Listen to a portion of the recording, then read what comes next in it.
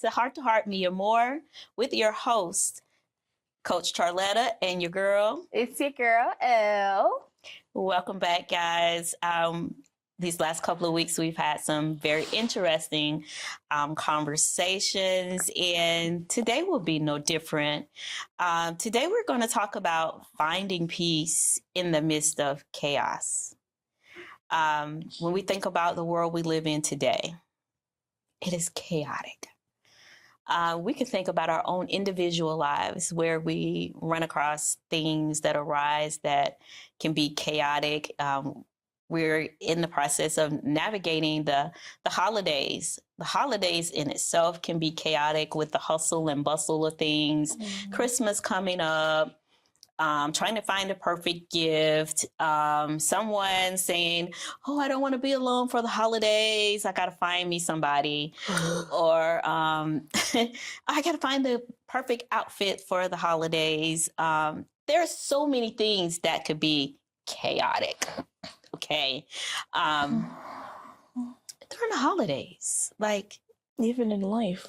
Yes, life itself can be chaotic, but y'all, we have to learn to find peace in the midst of chaos. As long as you're living, truth be told, there are going to be chaotic moments. The only thing that you can control is yourself and your reactions to whatever the situation that may arise. So we're going to jump into this. What are your thoughts about finding peace in the midst of chaos? Have you found a way to find that place of peace for yourself when things seem very chaotic for you? So for me, when things are chaotic,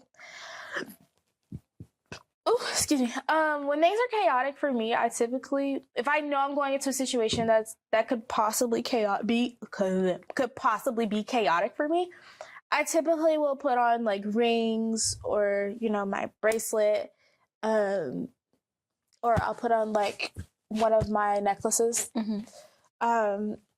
And I'll typically like turn my rings, just like as a distraction as I process what's happening, mm-hmm. so that I don't get too overwhelmed or mm-hmm. too anxious.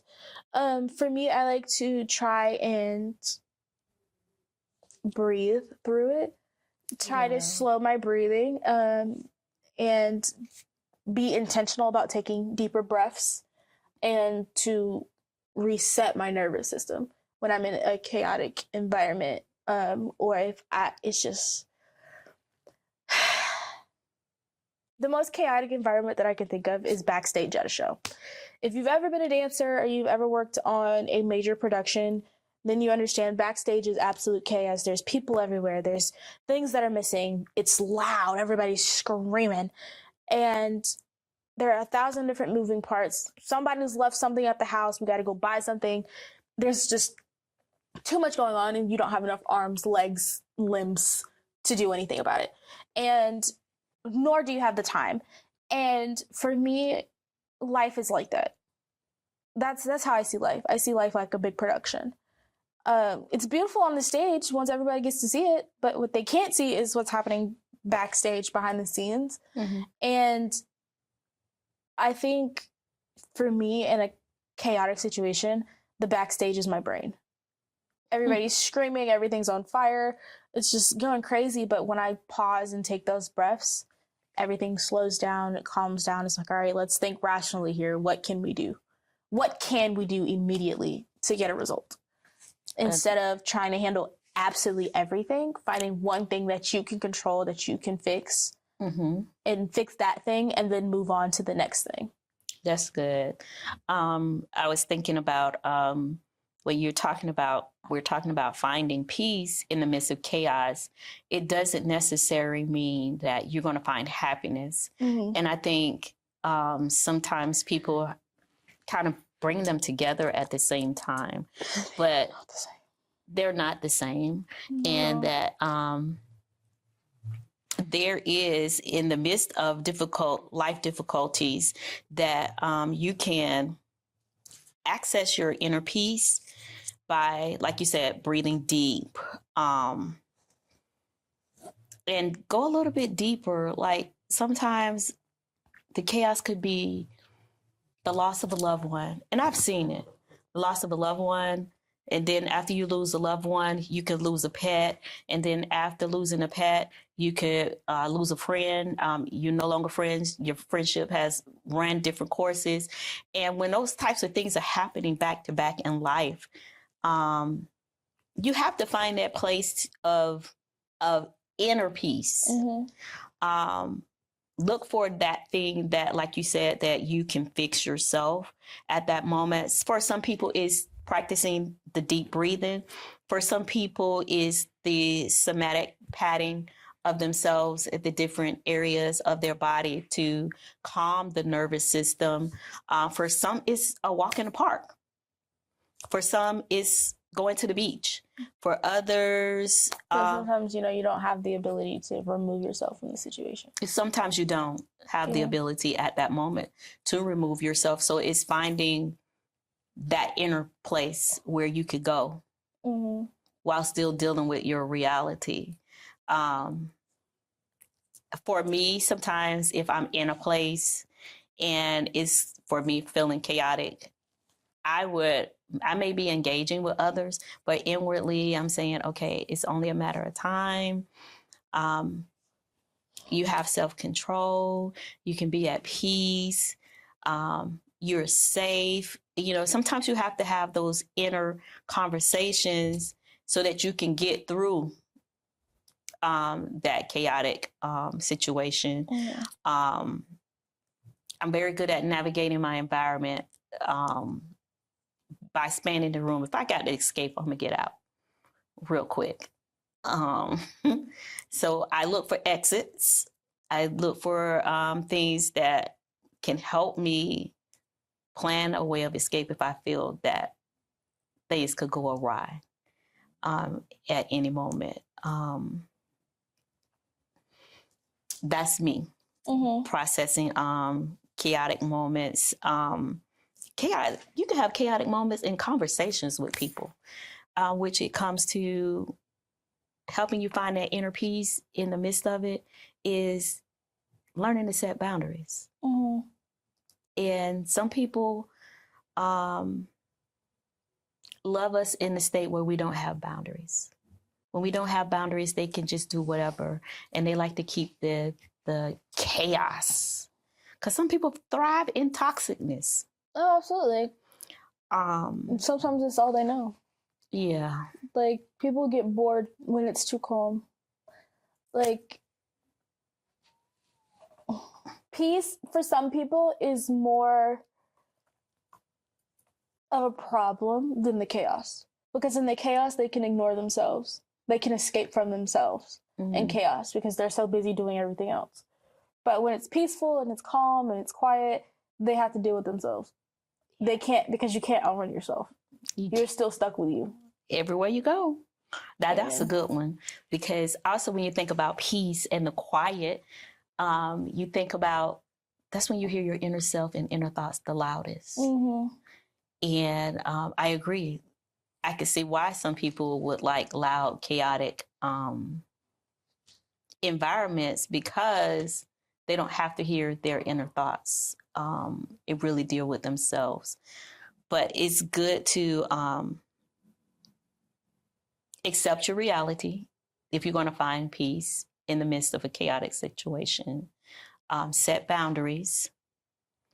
When necessary, seek out support. And that support can be a therapist, a counselor, a life coach, an accountability partner that may be a good friend or a family member, somebody that you can trust.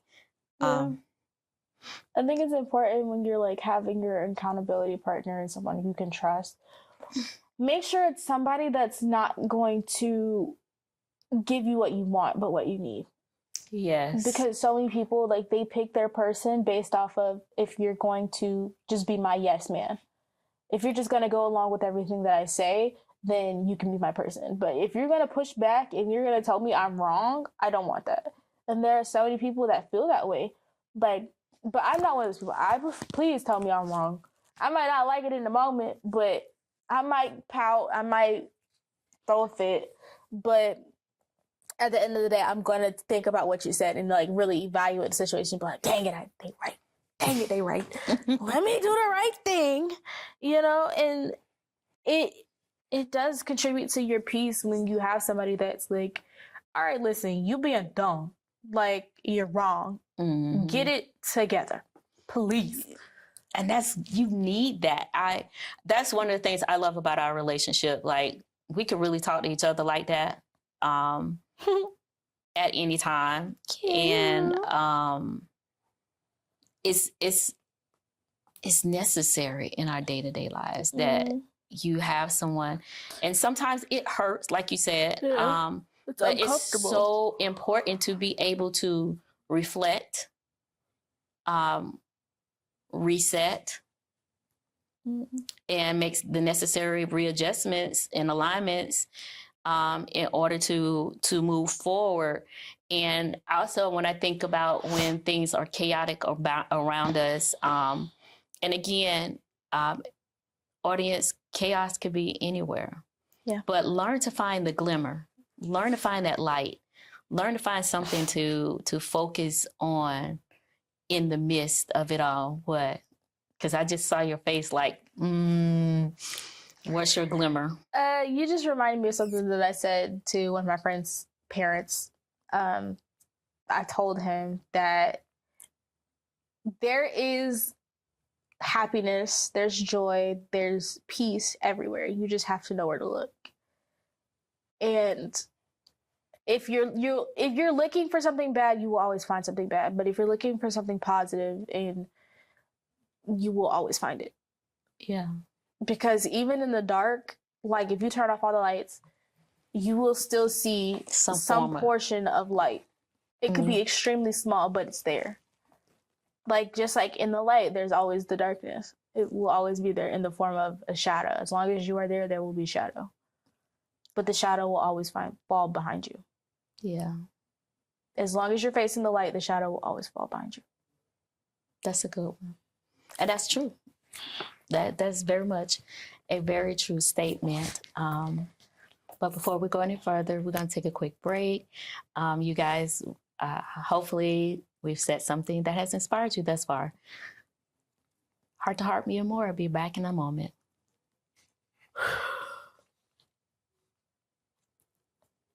Hey, y'all. Welcome back. We are having a very interesting conversation, and like I was saying, that when you really find the light, the shadows will fall behind you. I know that's easier said than done. It always feels like the problem is bigger than it is, and I had a teacher. She picked up a dime. I actually have one right here. She picked up a dime. And it's so little, but when it's in your face, it's so big. Like when it's right in front of your eyes, it's massive. Mm-hmm. But if you throw it down, it's so small compared to everything else. Mm-hmm. And I feel like for us, when we're in chaotic situations or things aren't going our way, we see it as, oh my gosh, it's this really big thing. Mm-hmm. But then if we remove ourselves, just even if it's mentally, like we take a mental step back and reevaluate, like, no, okay, look at your situation and just remember, like, even though, yes, it could always be better, it could always be a lot worse. True. You're still here. You're still breathing. You're above ground. Yes. You have a chance to make life better. You're one decision away from changing your entire life for the better. True. In the same token, you are one choice away from ruining your entire life. True. So in taking that step back, it can help you to make the right decision to change your life. Or you could continue to be in chaos and even though sometimes chaos is inevitable, it's going to happen because life is messy, but you don't have to cry over spilled milk. No, it's learning not to cry over it. Depending on the environment that you grew up in, some people will cry over it. Taking the time to, like you say, step back in the midst of chaos, finding that place of, let me evaluate what's going on in this situation. and in evaluating, thinking of what's my next step to move out of this situation in a positive way. Because like you said, your decision can be for the good or for the bad. And the desirable thing to do would be to want to make a decision for the better. But sometimes you don't know. When you're making a decision, you really don't know what impact that decision will have in the long run until you're in the long run. Yeah, very true. Because in the moment, it could seem like, oh, I just made a horrible decision. Best.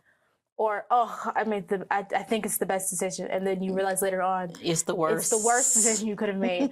Or, oh my God, that was the best decision I could have made. It didn't feel good, but it did me well. Yeah. And I think about that sometimes. Like, I think about a situation with a friend of mine that I let crash at my place. And I was like, let me stop you there, big dog. No, not right now. I'm going to hurt your feelings and then I'm going to feel bad about it. So let me hurt your feelings in this instance before it goes further and then I really hurt your feelings. And I don't want to be the reason you broke that I don't want to be the one to break you even more than you already are. Was it uncomfortable? Yeah.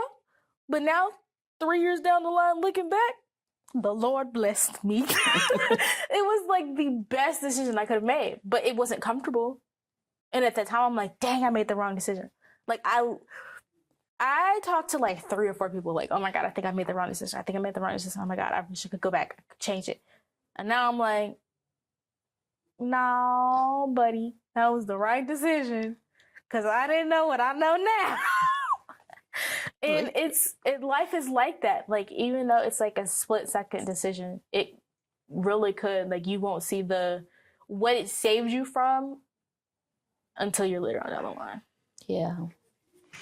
Well, I just know that when it comes to finding my peace, I do like to practice the breathing technique. I do like to align, see what am I aligning myself to? You know, am I dealing with fear? Am I dealing with anxiety? Being self-aware in the midst of chaos is what I like to try to practice. Is it real? Or is it a real threat or is it a perceived threat? So I like to try to evaluate my situations individually, not to compare because it seems like what it was before and doesn't necessarily mean it was, although it seems similar. Finding that peace. This reminds me of one of those. This reminds me of the time back then, and it had the same exact setup. And you'd be like, yeah, but it's a different thing. Do what you will with that information, though. And sometimes if we react too fast because, oh, this person reminds me of somebody else, or this situation reminds me of something else, sometimes we react too fast out of our trauma and our hurt. That's and we a good make one. The wrong move because we're moving too fast. That was a good one when you said out of our trauma, because trauma responses can cause chaos to escalate to another whole level. And again, it goes back to what I was sharing, being self-aware. And to the audience, you know, is learning to learn yourself. We talk a lot about learning yourself. We talk a lot about healing. We talk a lot about life and the issues that may arise in life. And truth of the matter is, life is going to always have issues. And you learning how to find peace in the midst of whatever that issue is going to be important for you to learn for yourself. We may share techniques and things like we've done today with you, but you are an individual. And a few weeks back, we did this show on the law of individuality, understanding that exactly what works for you may not be what exactly works for me, but you can take the tools and the suggestions that we provide and find what works for you, fine tune it. Trial and error. Definitely trial and error, and make it work for you. Like, look at what you desire for you. Let 2024 be the year that you start the process of becoming a better you. Well, yeah, technically it's 24. You can start now. Yeah, you can start now in 2024. 2025 is right around the corner. Literally. But don't put off what you can do today for a New Year's resolution. Mm-hmm. Start now. Find your peace. Create and cultivate your peaceful environments for yourself, for your family.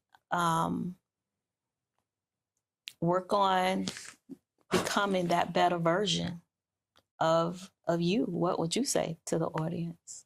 I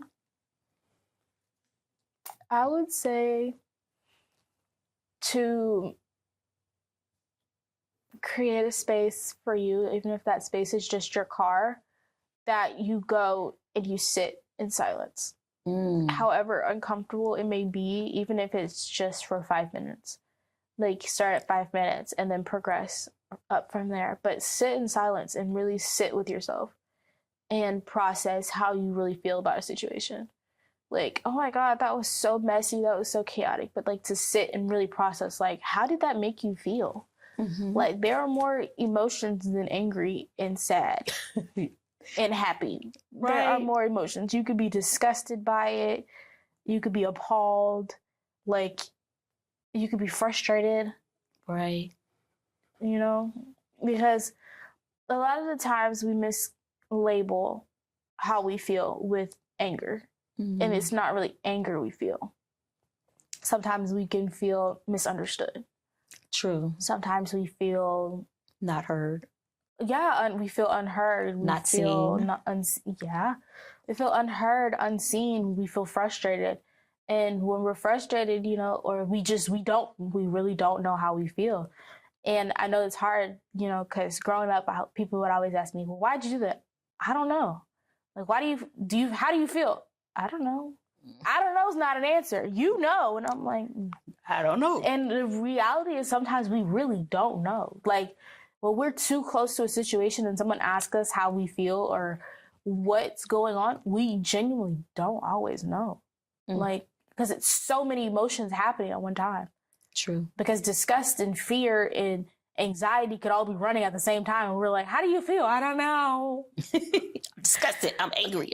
Like, because there's so many and you're trying to find the words for it and they don't always come. So the easiest thing to say is, I don't know. Mm-hmm. And understanding that I don't know is an okay answer too. It is. It is. And some people don't like, I don't know, I'm not sure. But it's in anything, we don't always have an answer. And when you don't have an answer, it's okay to take the time to research and discover the answer. You say that now. I don't know wasn't an answer. You say that now. I don't know is an answer now for you. For me. But it wasn't an answer. It was not an answer. But it's okay to be I don't know. At one point, I didn't realize I don't know was a real answer because growing up, I don't know was not an answer.